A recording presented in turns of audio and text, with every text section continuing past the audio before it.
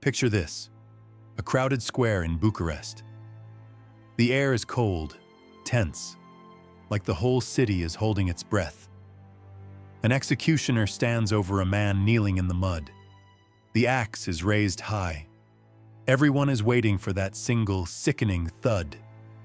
But it never comes, because the executioner freezes. He looks down at the prisoner, and something about the man's eyes stops him dead. His hands start trembling. The axe wobbles above his head like it suddenly weighs 1,000 pounds. Then, without warning, the executioner drops it. He stumbles backward, turns, and runs straight into the crowd, screaming that he can't do it, that he cannot kill this man. And the prisoner? He's not a saint. He's not a demon. He's a desperate politician named Michael the Brave. And in that split second, history bends. Because how does a man who was literally seconds away from decapitation survive long enough to become the only commander who would humiliate the Ottoman Empire, the Habsburgs, and the Polish-Lithuanian Commonwealth? Before we dive into these brutal, forgotten stories of survival and suffering, if you enjoy uncovering the hidden truths of history, hit like, subscribe, and comment where you're listening from. I seriously love seeing how people from all over the world are exploring these ancient stories together, connected across time and space by the same curiosity about the past. Now, to understand why that executioner ran, you need to understand the death trap that was Wallachia in 1593. Forget the romantic maps of Europe. This region was a kill box.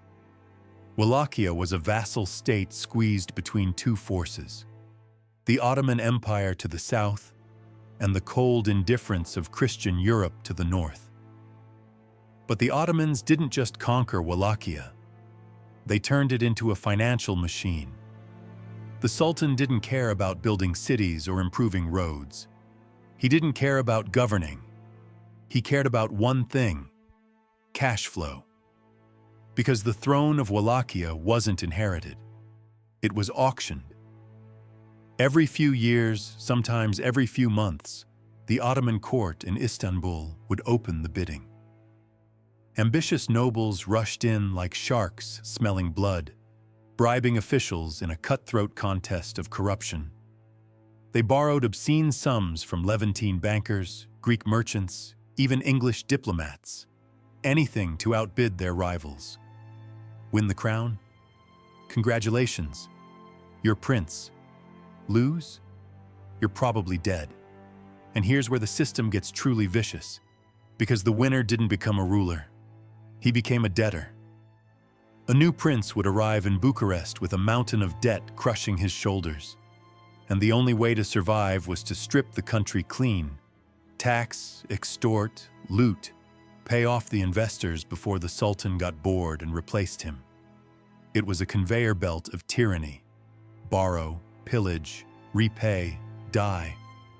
And Michael understood the game better than anyone, because he was born from it. Before he was a warlord, Michael was a tycoon, the Ban of Craiova. He made his fortune trading cattle, salt, and influence. He was the richest man in the country. And in Wallachia, that kind of wealth didn't make you safe. It made you a target. The current ruler, Alexander the Bad, tried to eliminate him. And that failed execution? It wasn't divine intervention. It was a warning. Michael realized if he stayed in Wallachia, he would eventually be killed. So he did the one thing no one expected. He went straight into the lion's den: Istanbul. For weeks, Michael moved through the treacherous corridors of Topkapi Palace like a man playing the deadliest card game imaginable. And he didn't come as a beggar. He came as a high roller. He bribed the Grand Vizier, Sinan Pasha. He bribed the harem officials. He bribed Janissary commanders. He promised Sultan Murad III a tribute so high it was practically impossible to pay. But Michael didn't care. Because he wasn't buying a throne. He was buying time. To fund this campaign, he borrowed from everyone: Jewish syndicates, Turkish warlords, Venetian spies. He mortgaged his life, his future, and his future subjects. And it worked. In September 1593, the Sultan named him voivode. His creditors celebrated. They looked at Michael and saw a golden goose, a prince so deep in debt he would never break free. They packed their bags and followed him back to Bucharest, like predators trailing wounded prey, eager to collect. And Michael returned to Wallachia in a procession that looked less like a coronation and more like a hostile takeover. Turkish guards surrounded him, moneylenders swarmed him, and immediately he began the brutal work of extraction. He raised taxes on everything: chimneys, livestock, even the right to travel. Tax collectors tore through villages like wolves. Peasants were squeezed until they had nothing left. To the world, Michael looked like just another Ottoman puppet, bleeding his own people dry to feed Istanbul. The Sultan was pleased. The creditors were getting paid. Christian Europe wrote him off as a lost cause. But they were all watching the wrong hand. Because while Michael played the obedient servant by day, he was preparing for war by night. Under the cover of tax collection, he surveyed the military strength of villages. He quietly recruited loyal men. He forged secret alliances with the boyars, convincing them that he was their only escape. He reached out to the Prince of Transylvania, Sigismund Bathory, forming a quiet pact against the Turks. Meanwhile, the Ottoman creditors and soldiers in Bucharest grew arrogant. They treated the capital like conquered territory. They harassed women. They looted shops. They drank, laughed, and swaggered through the streets like they owned the city, because they believed the prince belonged to them. Michael watched it all with a stone face. He let them get comfortable. He let them think they were untouchable. Because by the winter of 1594, the trap was set. The creditors demanded their final payments. The Sultan demanded even more tribute. The pressure became unbearable. And that's when Michael summoned his most trusted captains. He didn't tell them to gather gold. He told them to sharpen their blades. The creditors were invited to the palace for what they believed would be a final settlement of accounts. They arrived expecting chests of treasure.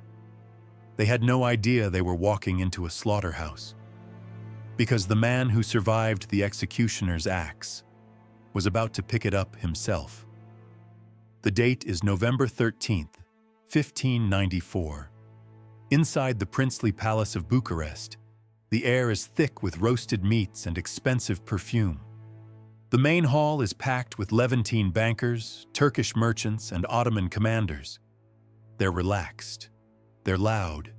They're drinking Michael's wine and laughing about how easily they control this puppet prince. In their minds, this is just another payday. They're waiting for gold.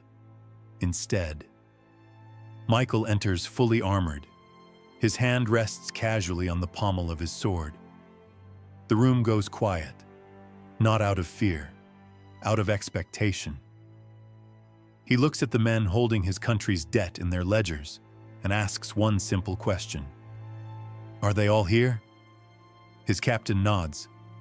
Michael steps back and gives the signal. The doors slam shut, barred from the outside. No gold appears. Instead, loyal guards flood into the hall with drawn swords.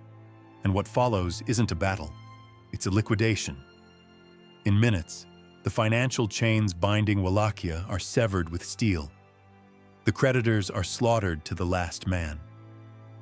But Michael doesn't stop there. He orders palace cannons to fire into the quarters of Ottoman troops stationed in the city. The message is brutally clear. The debt is canceled. By sunrise, Bucharest is burning, and the 2,000-strong Ottoman garrison is dead. This wasn't just rebellion. It was one of the most violent financial resets in history. Michael didn't simply kill moneylenders. He declared war on the entire Ottoman system.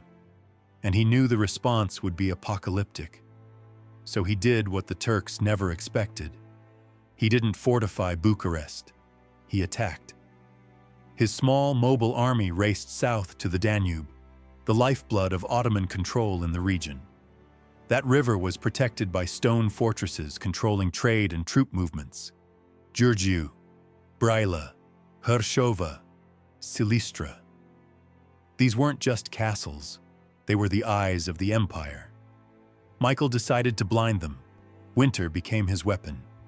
The Danube froze solid, turning a massive river into a bridge of ice. Michael's cavalry thundered across it, striking Ottoman garrisons on the southern bank. Not just Wallachian territory, Ottoman soil. Unheard of. His forces moved like ghosts, burning supply depots, destroying grain stores, intercepting couriers trapped in the ice. At Giurgiu, he pulled off a masterstroke. He dressed his men in Turkish uniforms taken from the dead in Bucharest. They approached the gates speaking Turkish, pretending to be relief troops. The gates opened, and by the time defenders realized the trick, the fortress was already on fire. He seized Brăila. He devastated the region known as the Delierman, and in just weeks, Michael erased the Ottoman border defense system. But more importantly, he captured stockpiles of weapons and cannons. He wasn't just fighting. He was collecting the tools he'd need for the real war ahead. And the psychological shock was massive.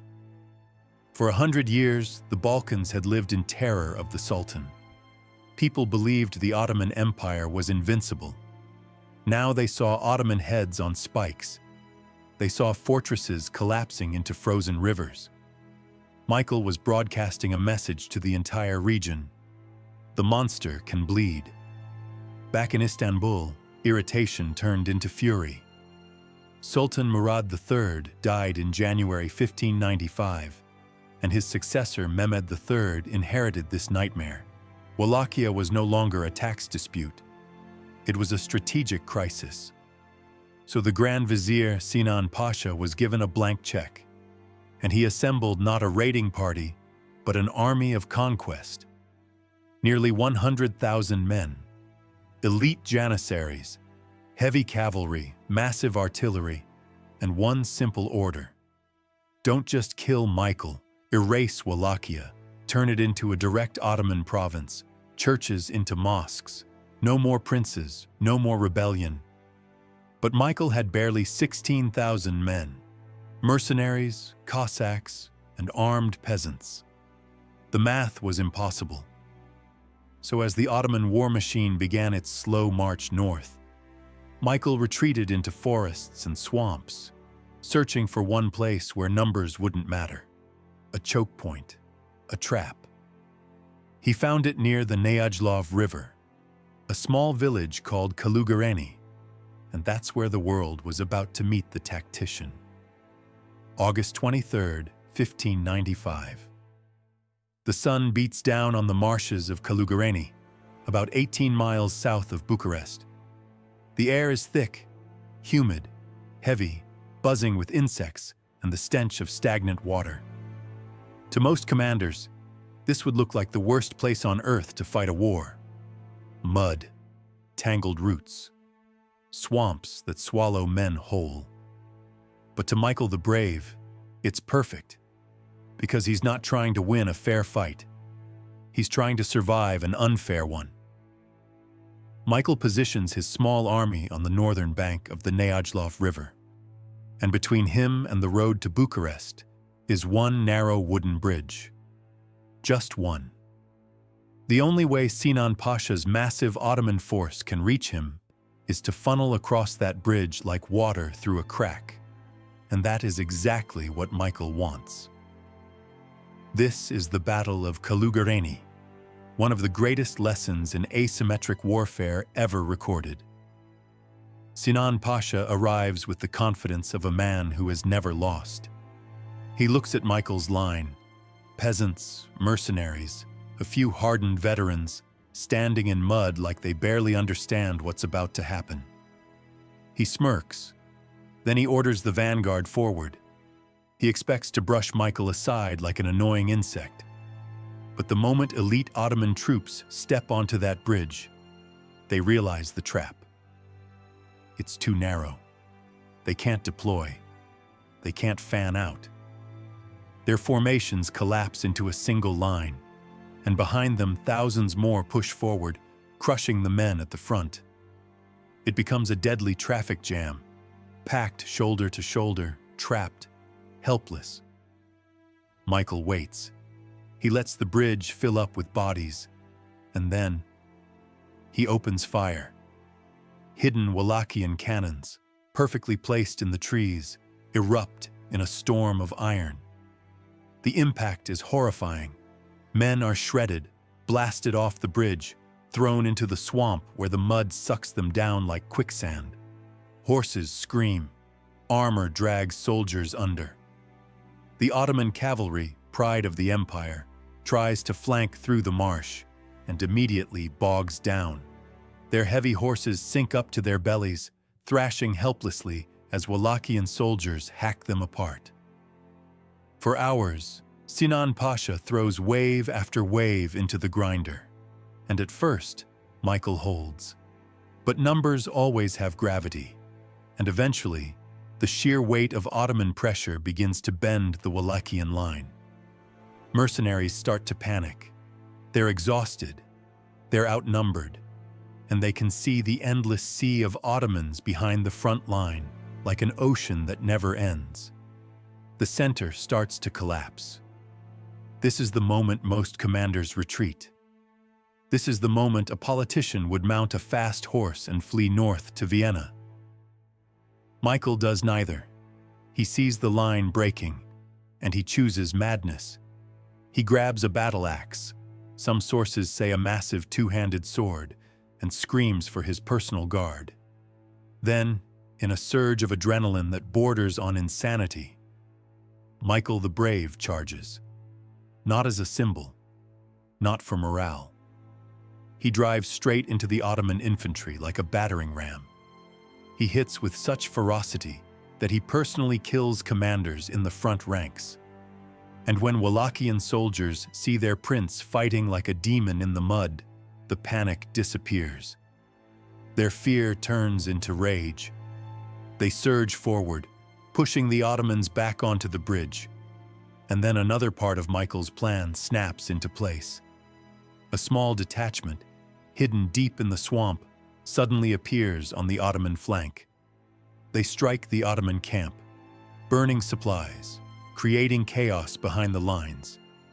Discipline collapses. The Ottoman front wavers, then breaks. The invaders turn and run, and in the stampede, the wooden bridge itself collapses under the weight of fleeing soldiers. Thousands drown in the Neajlov River. Even Sinan Pasha is knocked off his horse and thrown into the swamp. Chronicles say the mighty Grand Vizier had to be dragged out of the mud by his slaves, losing teeth in the process. A humiliation carved into history. A force of 16,000 had broken an army of nearly 100,000. Michael had won. But victory has a price.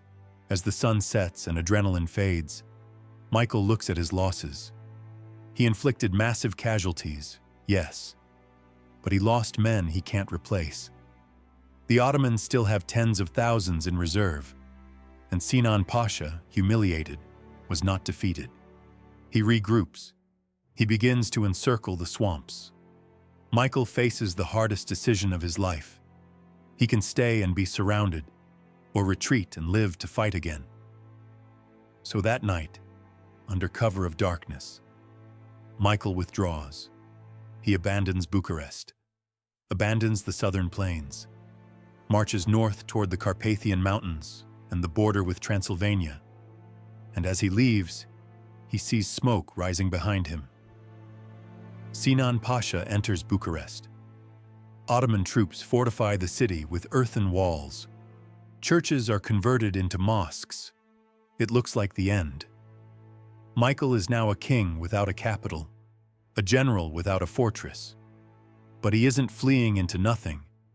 He's marching toward his allies, toward Sigismund Bathory, Prince of Transylvania. Because Michael knows one thing now: he cannot defeat an empire alone. And while he waits in those cold mountain passes, watching his homeland burn from afar, a new idea forms in his mind. Maybe relying on allies is the weakness. Maybe survival requires something bigger than Wallachia. Maybe he can't just be a prince. Maybe he has to be something more. The seeds of the impossible union aren't planted in victory, but in retreat. October 1595. The peaks of the Carpathians are dusted with early snow. For weeks, Michael's battered army waits in high mountain passes, watching smoke drift up from villages below. To Ottoman commanders drinking comfortably in Bucharest, the war is already over. They believe the Wallachian dog is freezing to death in the wilderness. They've begun administrating Wallachia like a new province, appointing Turkish judges, converting churches, writing victory reports to Istanbul. Sinan Pasha is preparing his message to the Sultan, but they've made a fatal miscalculation. Michael isn't hiding, he's recruiting. Because up in the mountains, the political landscape has shifted. Sigismund Bathory finally arrives with a relief force, 40,000 men, heavy Hungarian cavalry, German mercenaries, Italian musketeers. For the first time, Michael isn't the underdog. He is the spearhead of a crusader army. They descend from the mountains like an avalanche. The speed of the counterattack catches Sinan Pasha completely off guard. He doesn't even try to hold Bucharest. Realizing he's now outnumbered and deep in hostile land, the Grand Vizier orders a full retreat. But it isn't an orderly withdrawal, it's a looting spree. As the Ottoman army marches south toward the Danube, they burn everything. They drag thousands of Wallachian civilians in chains, men, women, children, destined for the slave markets of Istanbul. Wagons creak under stolen treasure. Michael chases them like a predator, hammering their rear guard, turning retreat into panic. He liberates Targoviste, the old capital.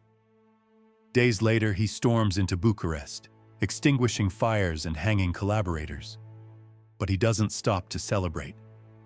Because the Ottoman army still exists, and if it escapes across the Danube, it will return again.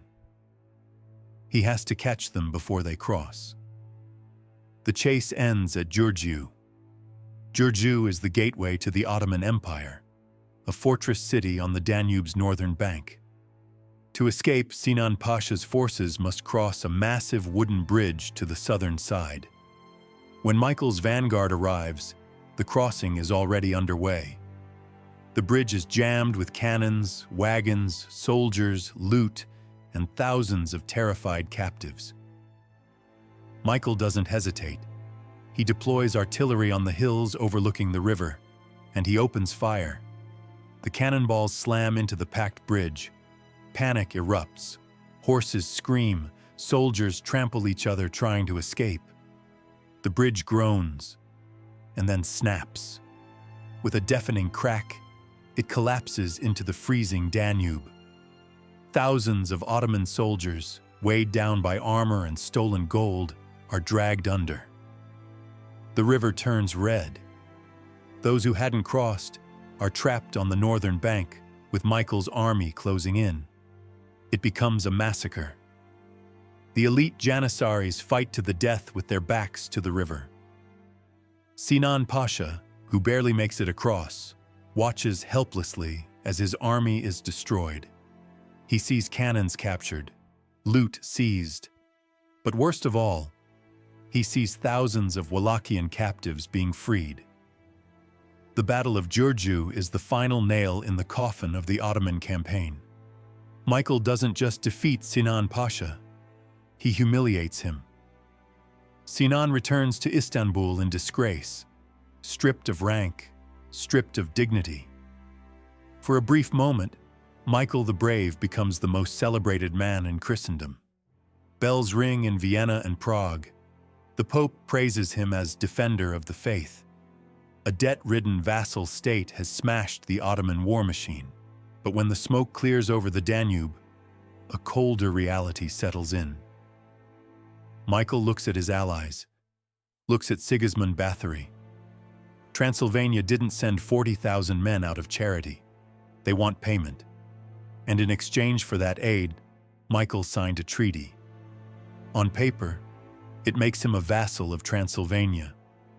Michael is now a hero, but he's also a subordinate, a king in everything but name, serving a prince far less capable than him.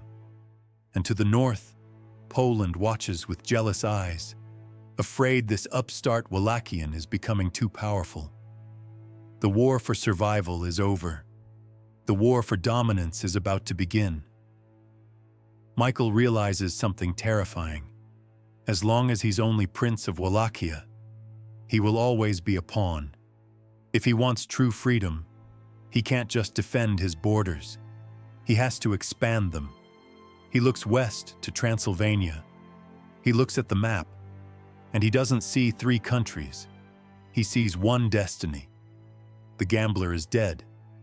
The rebel has won. And now, the conqueror is born. The year is 1599. Michael the Brave is no longer just a rebel prince. He's a regional warlord with a veteran army, battle-hardened, feared, and dangerously ambitious.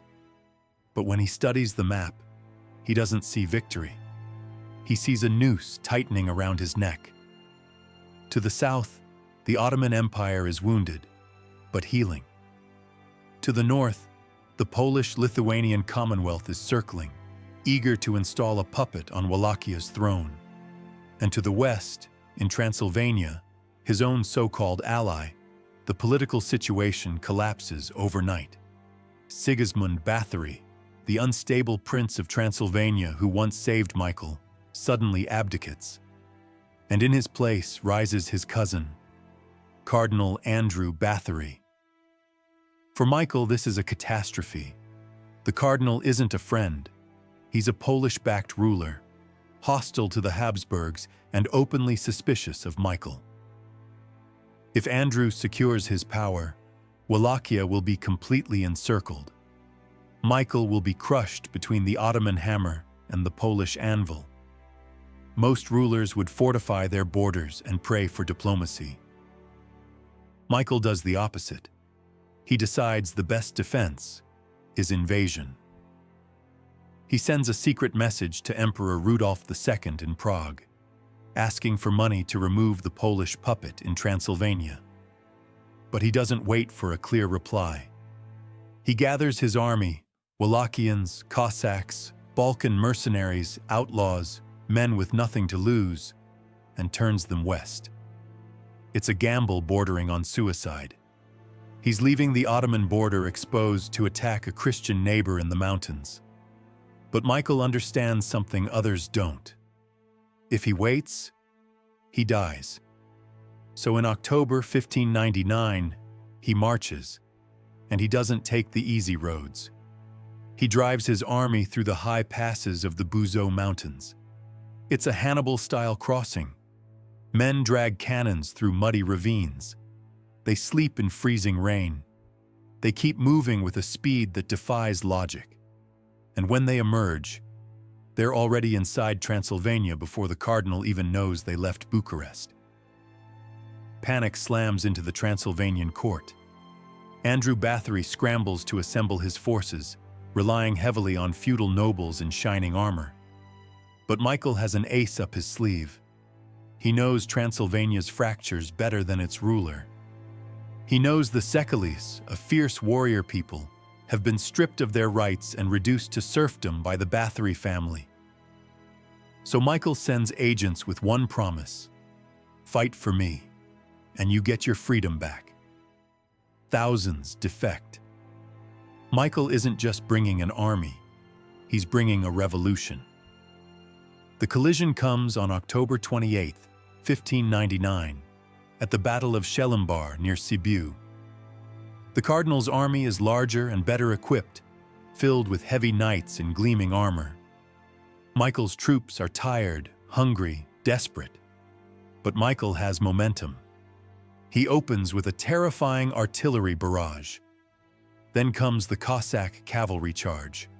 Ferocious, fast, savage, the battle turns brutal and chaotic. Transylvanian nobles fight arrogantly, disjointed and overconfident.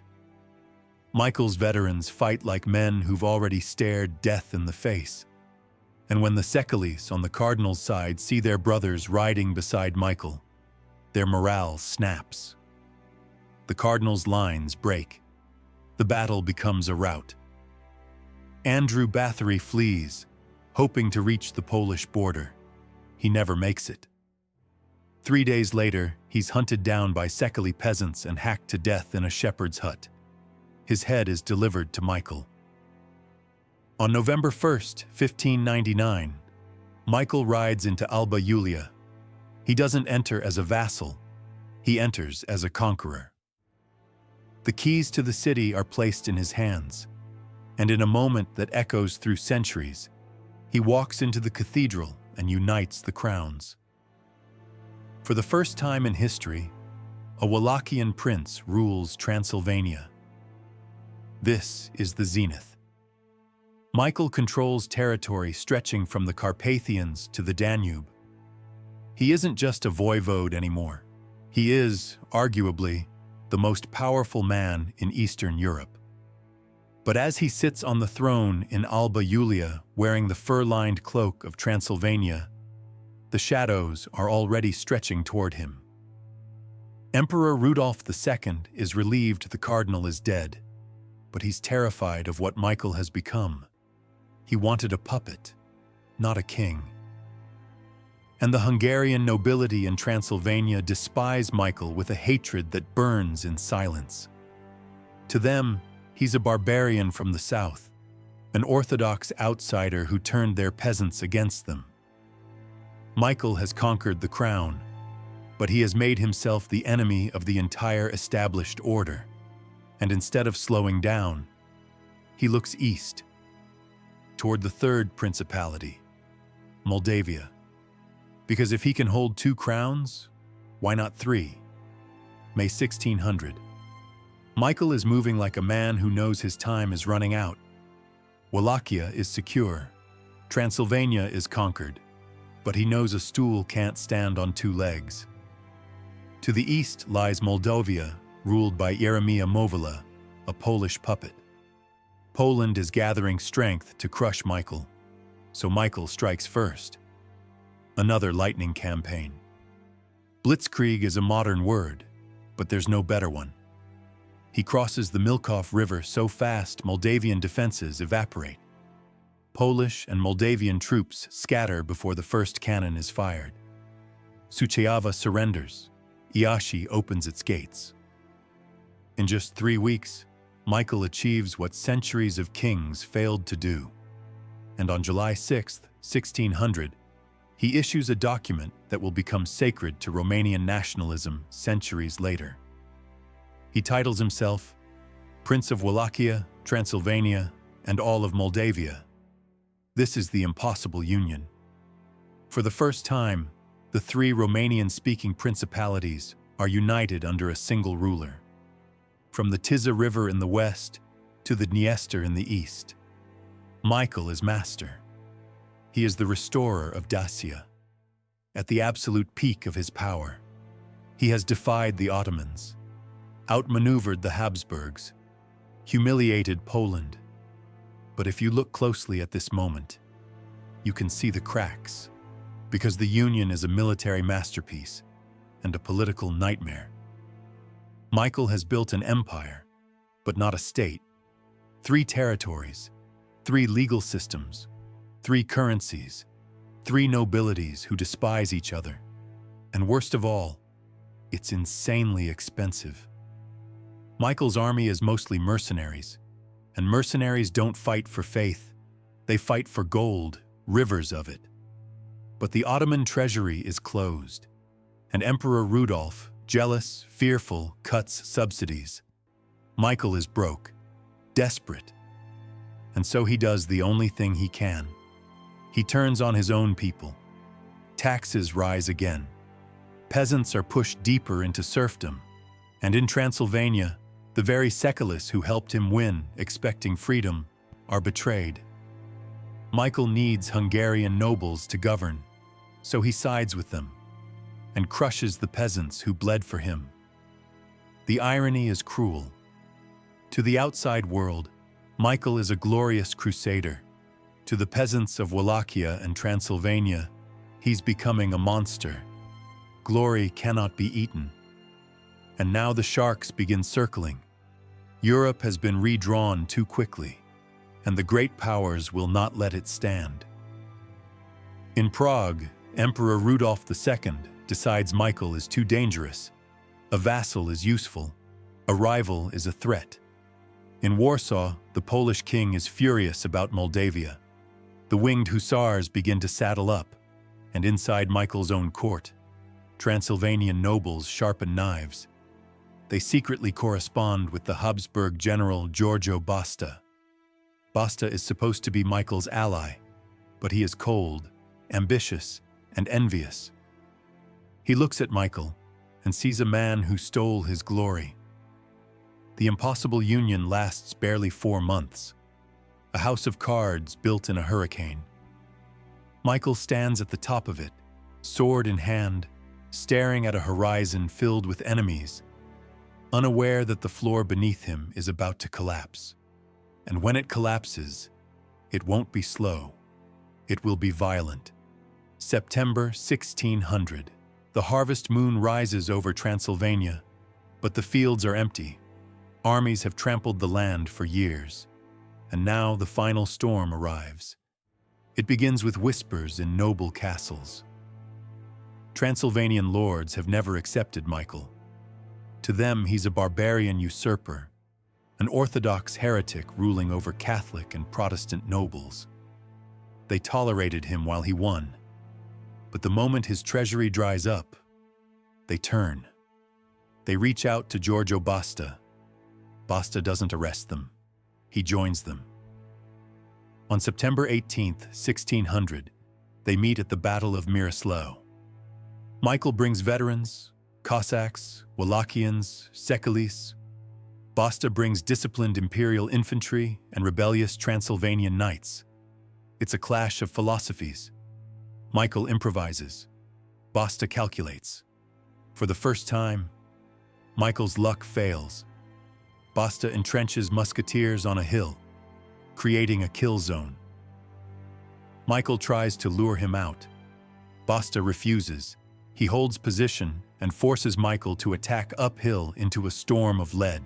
When Michael's line wavers, Basta unleashes heavy cavalry. This isn't a retreat, it's a slaughter. 4,000 of Michael's best men die in mud. Michael barely escapes alive. But that defeat is only the first domino. News spreads fast. Poland sees its moment.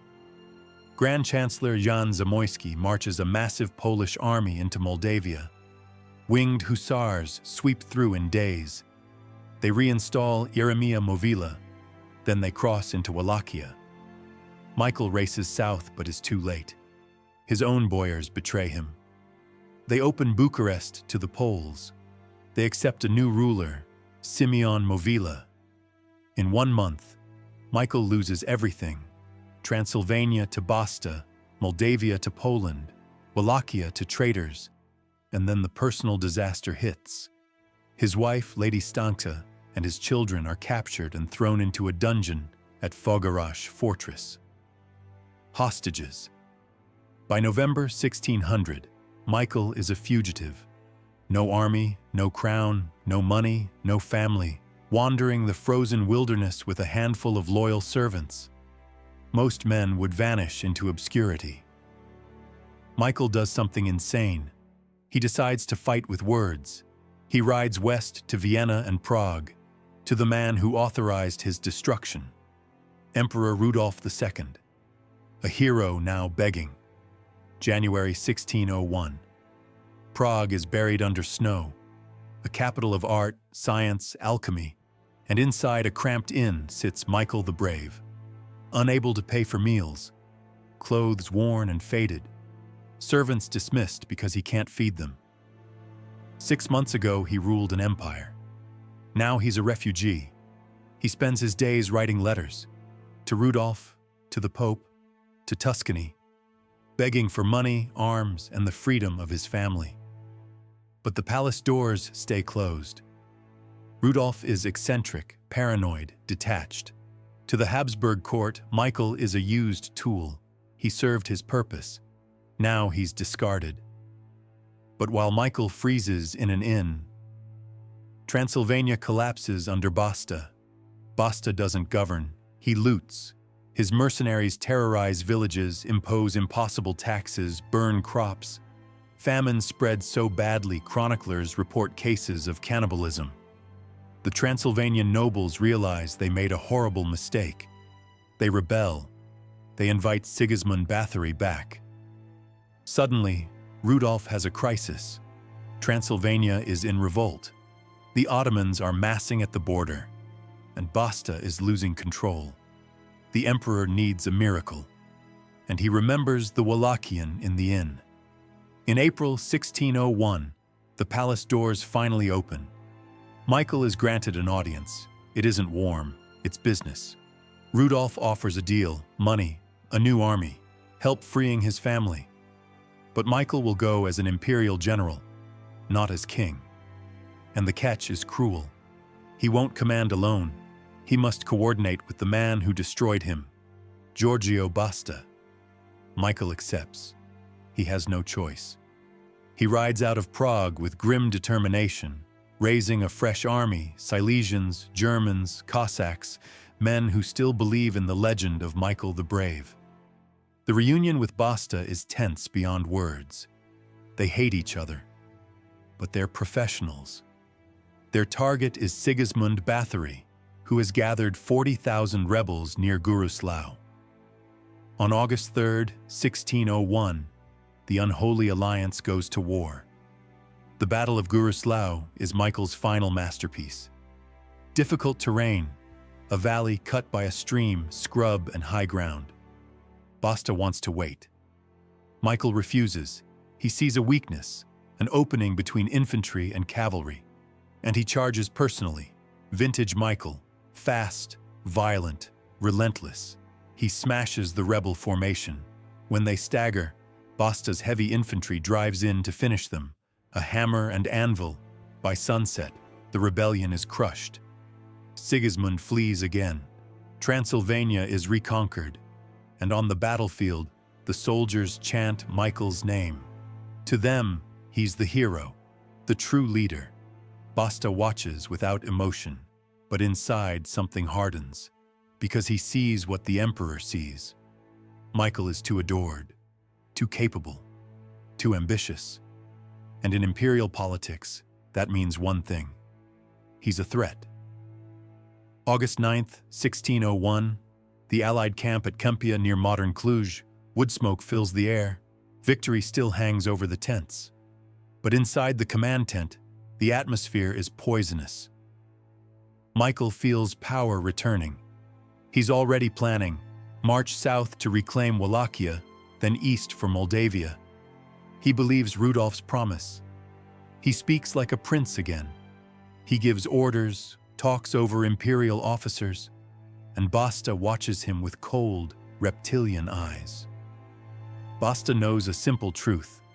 Two sharp swords cannot fit in the same scabbard. So he sends a secret message to Walloon mercenary captains, men loyal only to gold. The order is short. Arrest him. If he resists, kill him. Early morning. Michael is in his tent, unarmored, maybe dictating another letter to his wife. He isn't expecting enemies in his own camp.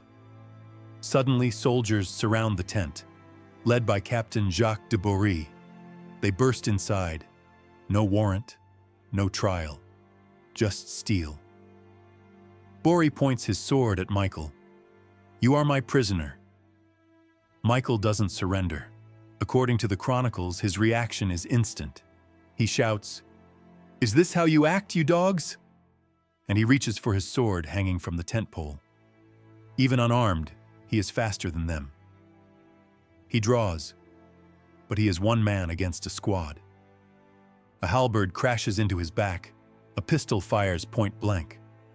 Michael falls.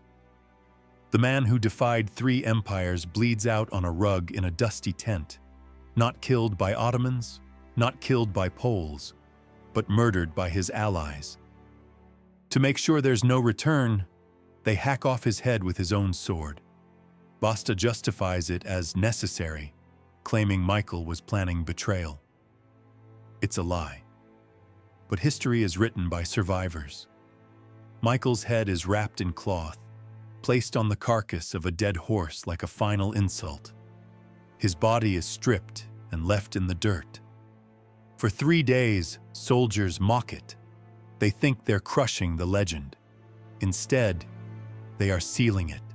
Because when common soldiers, Wallachians, Cossacks, even some of Basta's men, see the headless body of the man who gave them victory, they don't feel relief. They feel shame. A few loyal men retrieve his body in secret. They bury him in a shallow grave on the Cumpia plain, whispering prayers so Basta won't hear. And the world soon realizes the truth. The emperor didn't just kill a general. He killed the only shield Europe had left. With Michael gone, unity evaporates instantly. Wallachia falls back into chaos. Transylvania collapses into brutal occupation and civil war. The Ottomans breathe a sigh of relief. The devil is dead. The man is gone. But the ghost of Michael the Brave is only beginning. His head is carried home by loyal captain Radu Florescu, hidden beneath velvet, smuggled across the Carpathians to the Dealu monastery near Targoviste. There, beneath a cold stone slab, lies the only part of him that returned. The inscription is heartbreakingly simple. Here lies the head of Michael, the great voivode, captured by envy. Not war, not disease, not age, envy. For centuries, empires tried to erase him. Ottomans, Habsburgs, Poles, none wanted to celebrate a rebel. They called him a villain, a madman. But ideas are harder to kill than men. 300 years later, as Romania struggled to be born, historians rediscovered the year 1600. They saw the impossible union and realized Michael wasn't just a medieval warlord. He was a prophecy. Proof that Wallachia, Transylvania, and Moldavia were not destined to be servants forever. When Romania achieved its great union in 1918, after World War I, it was Michael's map they were redrawing. The Order of Michael the Brave became the highest military honor. The headless rider finally won. And looking at his story today, Michael leaves us with a darker lesson about geopolitics. He was a Napoleon of the Balkans before Napoleon was born. But he was cursed by geography. A giant trapped in a room too small for him, forcing the walls apart until the roof collapsed. So here's the question. Does history belong to the brave, or does it belong to the accountants? Michael had bravery, but Sinan Pasha, Basta, and the creditors had ledgers. In the end, the system won. Or did it? The Ottoman Empire is gone. The Habsburg Empire is gone. The Polish-Lithuanian Commonwealth is gone. But the country Michael dreamed of, Romania, exists. And in the center of Bucharest, his statue still stands, axe in hand, looking south toward the Danube, daring anyone to try again. The axe never fell in that square in 1593. And in a way, it never really fell at all. If you found Michael's story as intense as I did, please hit like. It genuinely helps the algorithm. And if you want more forgotten corners of history, make sure you're subscribed. And I've got one question for you to answer in the comments. Was Michael a visionary hero who united his people? Or was he a reckless gambler who sacrificed his country for his ambition? I read every comment, and I'd love to hear your take. And if you want another story about a leader who defied an empire against impossible odds, click the video on your screen right now. I'll see you there.